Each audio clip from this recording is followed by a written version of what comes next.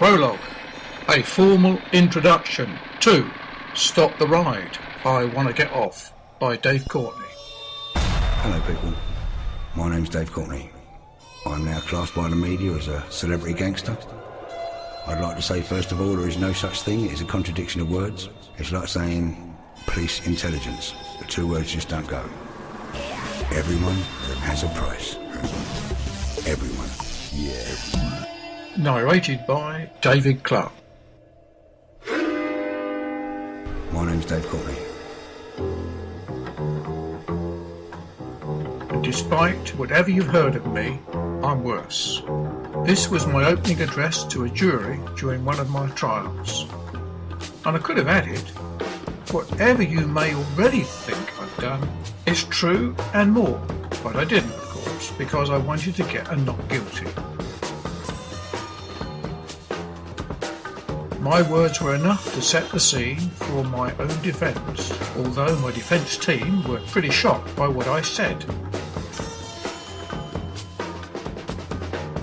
Dodgy Dave, Bermondsey boy, the people's villain, the yellow pages of crime, heir to the craze, a right cunt.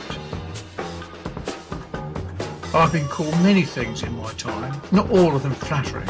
I've been accused of loads of things, not all of them true, but this is the real story of my life. It's even naughtier than all the newspaper headlines and than all the horror stories written about me by other people.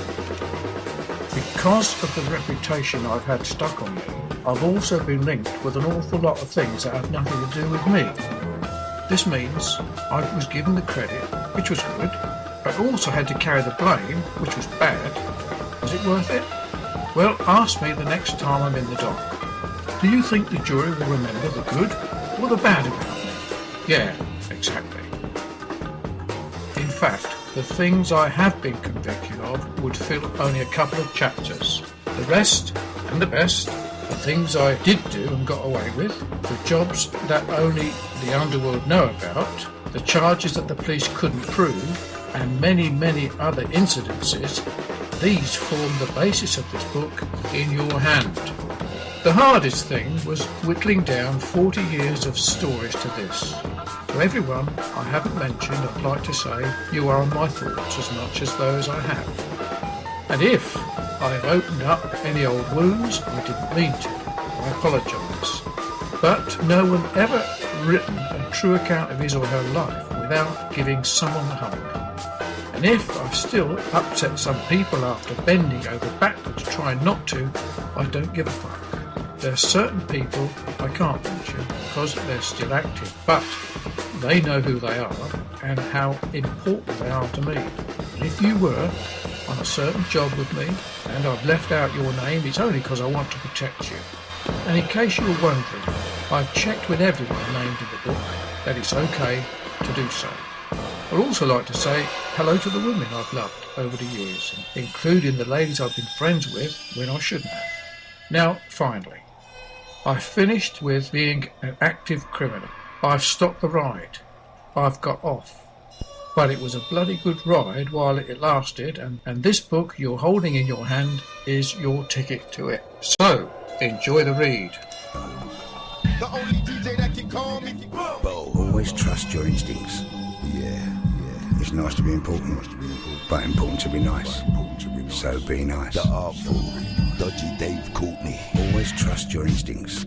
Yeah. So it is written by Dave Courtney. And now to David Clark. David is the father of 6 children. Oh, I've got a helmet. I got a beauty. Isaac is the eldest, followed by Esther, David and Ellie, Becky and finally, Maisie. He published his first book Converted on LSD Trip on the 11th of February 2001, which was exactly 30 years to the day of the story appearing as headline news in Aylesbury's Bucks Herald newspaper. David had been converted during a bad LSD trip after watching this classic movie, Easy Rider. And so after 40 years he is back, intending to share his life's experience with others, in order to help divert young people from crime to riding. Or with the help of South Sea riders. Now listen to a sample of David's book, Converted on LSD Trip, narrated by David himself. This is just another example of writing to help our writers put their stories to print.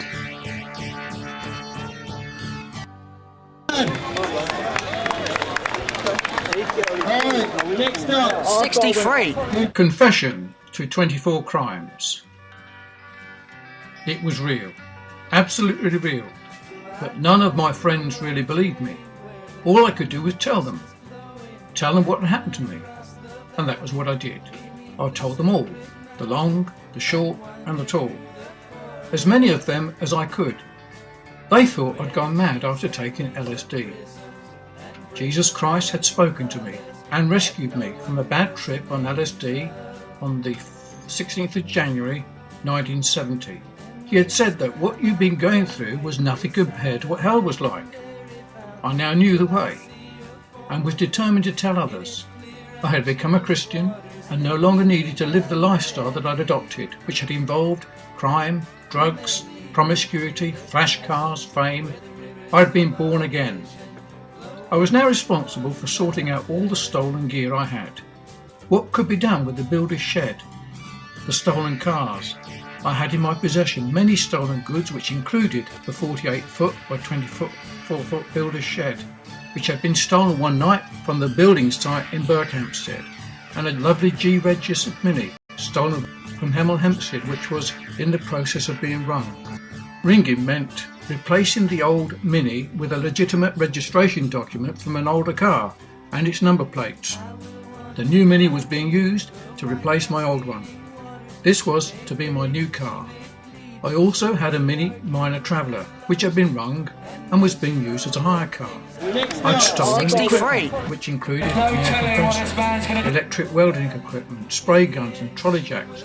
I had several pieces of stolen electrical gear, which included oscilloscopes, avometers, colour televisions. I had all my garage equipment, all the garage equipment that I needed to spray cars. I had a lovely Citroen DS in the builder's shed, which was being repaired. I obtained this through swapping it for a colour TV set. The only problem was that I'd stolen the colour TV set from the old people's home in Winslow, Buckinghamshire. I'd also two nice speedboat engines getting ready for the summer in 1970. All in all, I had a really good time, full of excitement and fun. In fact, I've been stopped in the midst of my career, which involved stealing all kinds of goods to have a good time. I intended to have a caravan, a speedboat, water skis, aqualung diving gear, flash cars, motorbikes and clothes and so on, all through stealing. I was in fact stopped whilst in the midst of my career, but not by the police. It was by Jesus Christ who had called me by name, and I followed him. I thank God he intervened again in my life a year later, and his hand was clearly seen once more. I had no one else to help. As I write this now, I take encouragement from the fact that God is faithful and was faithful to me in never leaving me nor forsaking me. I realise now I was kept through the power and grace of the Lord Jesus Christ to bear witness today to many people of the goodness and mercy of God to me. No brakes. Be a warrior. Can't make some noise for Isaac's dad, David Clark. Tear it up. Here we go. Yes! 64, sending it. Can he get down? Of course he can. Can he stop though? He's not gone at all. It's a rollback. Oh, that's it. Glitch in the street. Alright, following my footsteps, you'll be alright. Come down.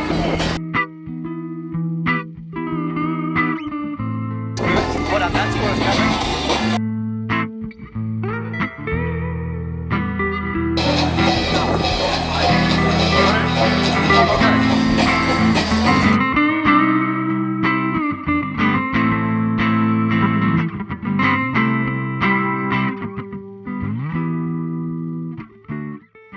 Now, please watch the video which tells about the story and join our Facebook group. Keep in touch and support these lads writing their story. Please help the cause.